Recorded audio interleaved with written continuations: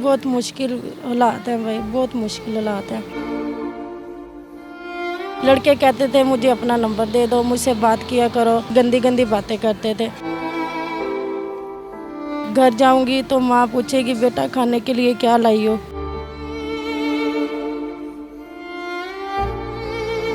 जिस फैक्ट्री में 10 साल काम करती थी उन लोगों ने मुझ पे यकीन नहीं किया, मुझे काम पे निकाल दिया। अस्सलामु अलैकुम वरहमतुल्लाहि वबरकातुहू।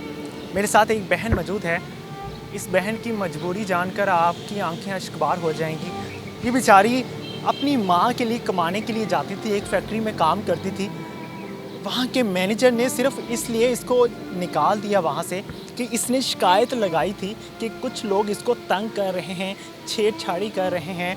इस बहन ने शोर कर दिया, वहाँ पे शोर डाल दिया कि ये लोग मुझे तंग कर रहे हैं। इसकी आवाज़ सुनने की बजाय इसको वहाँ से निकाल दिया गया। ये बहन अपनी माँ के लिए कमाती थी, इसका कोई नहीं है आगे पीछे। इसने ना अभी तक शादी की है, सिर्फ इस वजह से कि मैं अपनी माँ की सेवा कर सकूँ। बहन मुझे बताओ कि किन हालात से गुजर रही हो अभी? बहुत मुश्किल हालात हैं भाई, बहुत मुश्किल हालात हैं।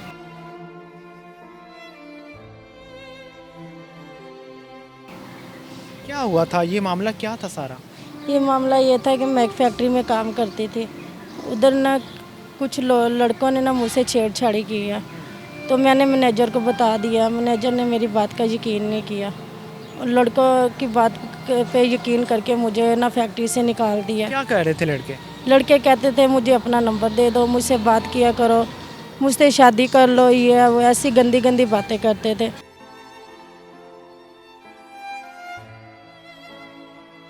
मैंने कहा भाई आप हमें तंग ना किया करें, क्योंकि हम बहुत मजबूर हैं, लाचार हैं। हमारी माँ है जिसकी वजह से मैं कमाने के लिए बाहर जाती हूँ। मैं ऐसी लड़की नहीं हूँ भाई, हमें ना छेड़ा करें।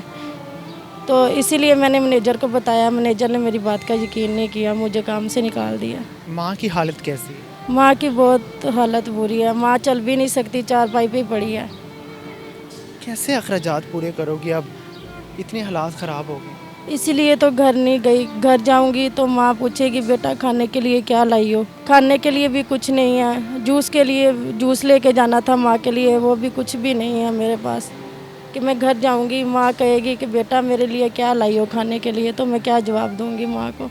मेरा ही सहारा है मेरी माँ को, और कोई भी नहीं है? और कोई भी नहीं है। किसी ने मदद नहीं की? नहीं की। भाई लोगों ने 2-3 बार 1000 रुपये दिया था बस। उसके बाद उनकी बीवियों ने भी मना कर दिया कि कुछ भी नहीं देना, हमारे भी तो छोटे छोटे बच्चे हैं, इसलिए भाई लोगों ने देना बंद कर दिया। फैक्ट्री में कितने अरसे से काम कर रहे 10 साल से। हैं?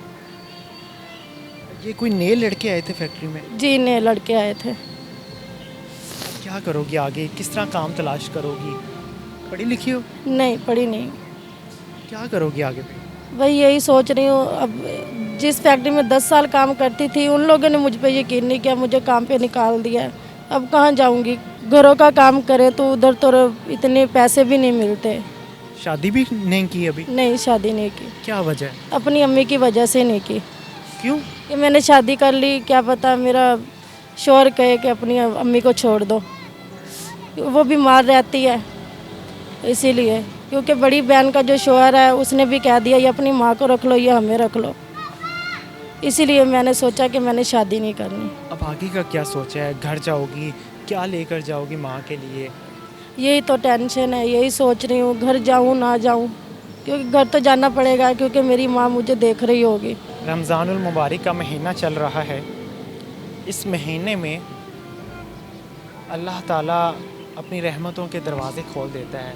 आप भी कोशिश करें कि लोगों के लिए अपनी रहमतों के दरवाज़े खोल दें, लोगों के लिए आसानियाँ पैदा करें, लोगों के रास्ते आसान बनाएं, लोगों के रास्तों में रुकावटें ना पैदा करें। पता नहीं किस दर्द से, किस दुख से लोग गुज़र रहे होते हैं, आप उनको ज़्यादा तकलीफ़ों में डालकर उनकी ज़िंदगियाँ ख़राब कर देते हैं।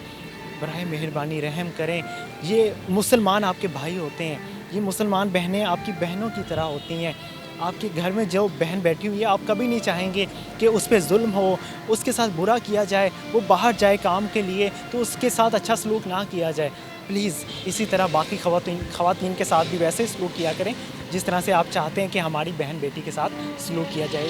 मैं यही पैगाम देना चाहूँगा कि जो ख़वातीन बाहर काम के लिए निकलती हैं उनके लिए आसानियाँ पैदा किया करें, उनमें रुकावटें ना पैदा किया करें। पता नहीं किस मजबूरी के तहत वो बाहर निकलती हैं, क्या मजबूरी होती है कि वो काम के लिए आती हैं। प्लीज़ रहम करें। इसी के साथ मुझे दीजिए इजाज़त।